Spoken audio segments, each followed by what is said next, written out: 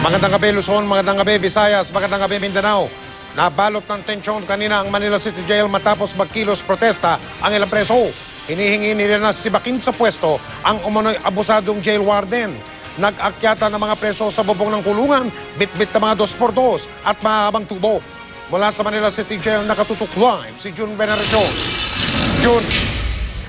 Mike, kalmado na ngayon ang sitwasyon dito sa Manila City Jail pero kanina mga bandang alauna ng hapon ay nagsimulang magkaroon ng tensyon dito. Makaraan nga magprotesta ang mga preso laban sa kanilang jail warden.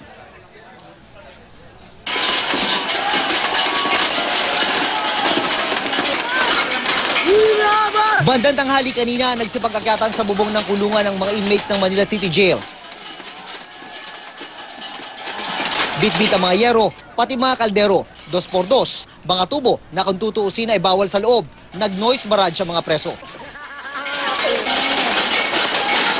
Sa kanilang mga dalang placard, malinaw ang mensahe. Sibakin ang jail warden na si Superintendent Lyndon Torres na buwan pa lang daw sa pwesto.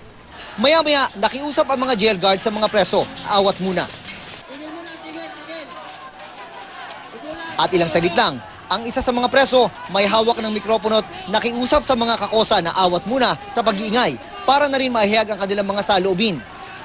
Dahil sa kawalangyang ginagawa niya po, ultimo preso ay pinaglalaroan niya at pagkakasay nakakapagtinom.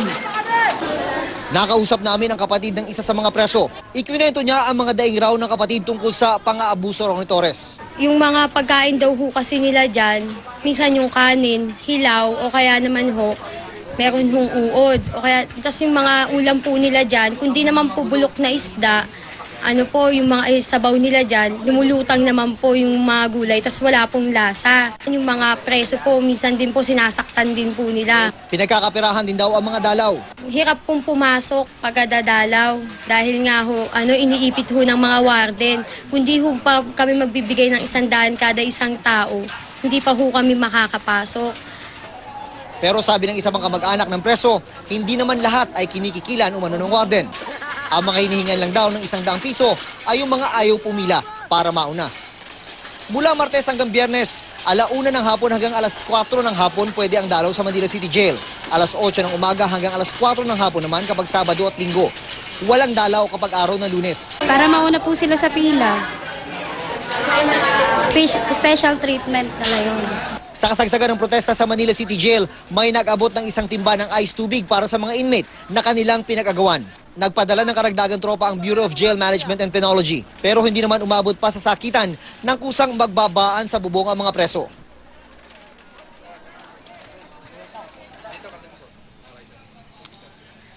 May natapos ang protesta rito makarang makapagdialogo ang Regional Director ng BJMP sa mga mayores na mga bilanggo dito at nangako itong si Senior Superintendent Romeo Vio sa mga mayores na mga preso na paiimbestigahan niya ang mga aligasyon nila laban sa kanilang jail warden. Mike?